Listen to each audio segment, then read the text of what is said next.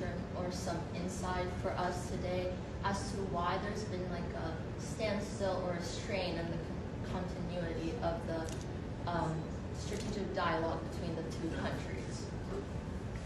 First, it's not that strategic dialogue has been suspended, but the planning for strategic dialogue has been suspended. This is for two main reasons. One is because of rule of law in the north of Kosovo, which turned out to be against the illegal Serbian structures. And I cannot make compromises there. I cannot leave this problem to your generation. I think it's my generation who should finish this. And our relationship with the US is three-dimensional, 3 Ds, it's defense, development, and diplomacy. To be honest, defense is better than ever. You know, we can, in purchasing armament and ammunition, and this current administration is more convenient for us than the previous. When it comes to development, MCC program has not been suspended, Millennium Challenge Corporation. We are getting $202 million of grant for battery storage for renewables, which is also very good. We would prefer a bit more American investments, but perhaps this will change in the future. Where we're having some obstacles is in diplomacy.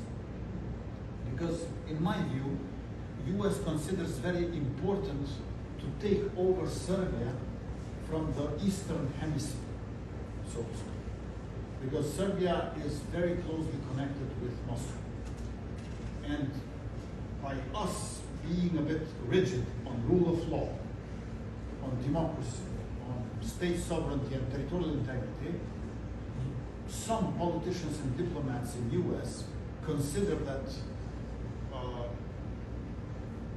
we are not helpful to US to take over Serbia from the Russian Federation. But to be honest, that shouldn't be my problem. Sorry, being very blunt. So I represent the interests of Republic of Kosovo.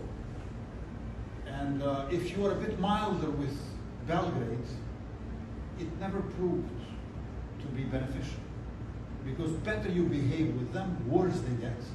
Since autocrats and dictators, if you show some generosity, they think that you're afraid of them rather than you are being generous.